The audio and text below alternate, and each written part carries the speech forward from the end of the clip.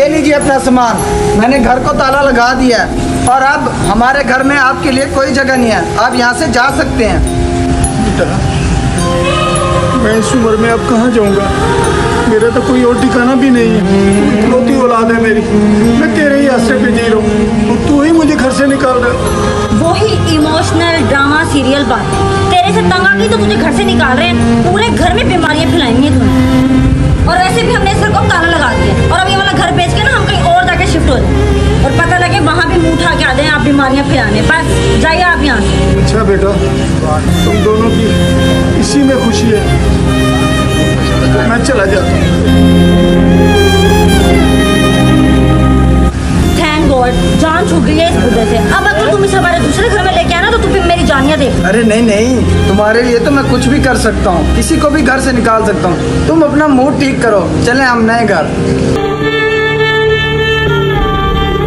जी बिलाल साहब, खैर है? आज बड़े परेशान बैठे हो, कहीं शहर से बाहर जा रहे हो? ओ नहीं नहीं, शहर छोड़ने का इरादा नहीं, सारी जिंदगी तो इसी शहर में गुजारी, अब कहाँ जाऊँगा? बस अपने रहने की जगह ढूंढ रहा हूँ, कहीं मिल ही नहीं रही, कहाँ जाऊँ? अच्छा, आप अपने बेटे के घर में नहीं रहते? बेटे के साथ नहीं रहते आप? अच्छा अच्छा, लगता है आपके बेटे ने आपको घर से निकाल दिया है। ये बहुत गलत बात है, आपके बेटे ने आपसे अच्छा नहीं किया। मैं क्या कह सकता हूँ आसिफ साहब, अल्लाह मेरे बेटे को हिदायत दे, और तो मैं कुछ नहीं कर सकता। वैसे हमने सही स्टेप में गया ना तुम्हारे बाप को। वैसे हम तो इसी घर में रहने वाले हैं, लेकिन अब तक ना ये 2-4 दिनों में वो तो शहर से दूर ही चले गए होंगे। लेकिन मेरे दिल को अच्छा नहीं लग रहा, पता नहीं मेरे वालिद साहब पता नहीं कहाँ फिर रहे होंगे बेचारे। तुम ना उनका सोच लो, पहले फिक्र कर लो उनकी। तुम्हारे लिए वो जरूरी है मैं? अरे नहीं नहीं, छोड़ो उन्हें, मुझे तो तुम्हारी जरूरत है। वो जहाँ मर्जी जाए, उनकी मर्जी। थैंक गॉड, इसी तरह किसी बहाने से उनसे जान तो छूटी हमारी। आप बिलाल साहब है ना? हाँ हाँ बेटा, मैं बिलाल ही हूँ, लेकिन आप मुझे कैसे जानती हो? अंकल, मैं आपके दोस्त की बेटी हूँ, वनीजा। पहचाना मुझे? पहचान ले रही, माशाल्लाह, आप तो बहुत बड़ी हो गई है, पहचानने भी नहीं आ रही। लेकिन अंकल, आपके घर को भी ताला लगा हुआ है और आप रोड पे क्यों बैठे हैं?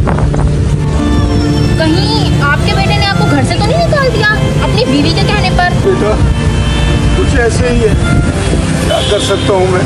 अरे अंकल, आप परेशान ना हो, आप यहाँ रोड पे मत बैठे, आप मेरे साथ मेरे घर चलें।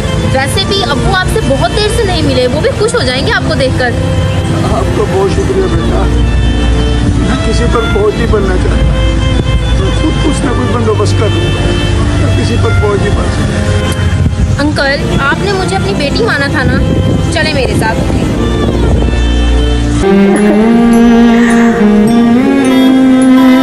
बैंक वालों ने हमारे घर पे ताला लगा दिया, अब क्या हम रोड पे रहेंगे? हाँ, मुझे बिजनेस में बहुत बड़ा लॉस है और मेरी कंपनी भी मुझसे छिन गई है। मुझे समझ नहीं आ रहा ये सब आखिर कैसे हो गया। अरे मैं बताती हूँ तुम दोनों को, तुमने अपनी रहमत और दौलत दोनों को खुद ठुकराया है। वो किस तरह? तुमने अपने बाप को जलील करके घर से निकाला था ना, अंजाम तो तुमने देख ही लिया होगा। जो औलाद ऐसा करती है ना, उसके साथ फिर ऐसा ही होता है। और तुम दूसरों के माँ बाप के साथ ये सब करती हो, अपने बहन भाइयों को तुम सिखाती हो कि माँ बाप के साथ बुरा सलूक नहीं करना, और दूसरी तरफ तुम अपने शोहर को उसके माँ बाप के खिलाफ करती हो। क्या माननी चाहिए तुम्हें? तुम दोनों के साथ बिल्कुल ठीक हुआ है, अब यही करो, दर दर की ठोकरें खाओ तुम दोनों।